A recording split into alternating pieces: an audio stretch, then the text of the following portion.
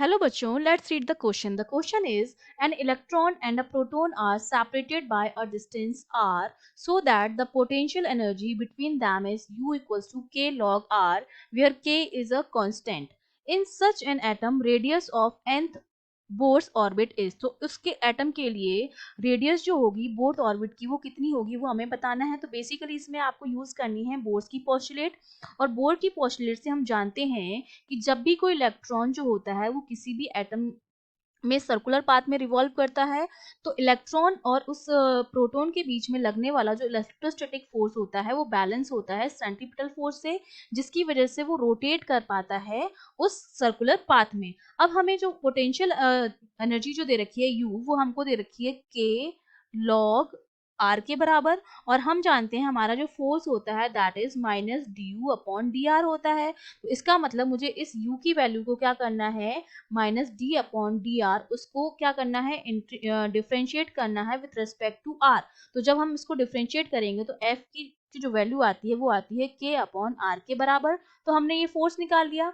अब ये फोर्स जो होगा वो बैलेंस होगा सेंट्रीपिटल फोर्स से, और हम जानते हैं कि सेंट्रीपिटल फोर्स जो होता है वो हमारा कितना होता है M V square upon R, और ये फोर्स हमारा कितना आया है के अपॉन आर आया है। तो मतलब के upon R equals to M V square upon R. यहाँ से अगर मैं v की वैल्यू निकालूं, क्योंकि r से r तो कैंसिल हो जाएगा, तो v जो मेरा आएगा वो आएगा अंडर रूट के अपॉन एम के बराबर। r से r क्या हो गया, कैंसिल हो गया। तो अब मैंने v निकाल लिया।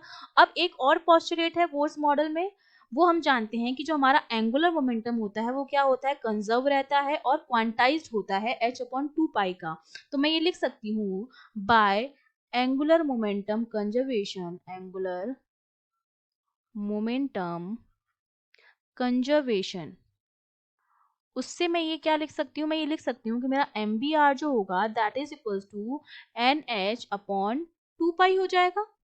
यहाँ अगर मैं v की वैल्यू पुट कर दूं एम आर अंडर रूट के अपॉन एम, वो कितना आ जाएगा एन एच अपॉन टू पाई के बराबर आ जाएगा। हमें रेडियस निकालनी है nth ऑर्बिट की, तो यहाँ से अगर मैं r को कैलकुलेट करूंगी तो जो मेरा r आएगा वो आएगा एन एच अपॉन टू पाई, और ब्रैकेट में मेरे पास क्या आ जाएगा अंडर रूट के एम। ये मेरी आ गई है nth ऑर्बिट की रेडियस। ठीक है, अब हम मैच करते हैं हमारे ऑप्शन से।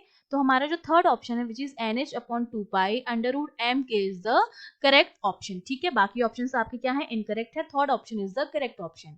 I hope you understood well. All the best.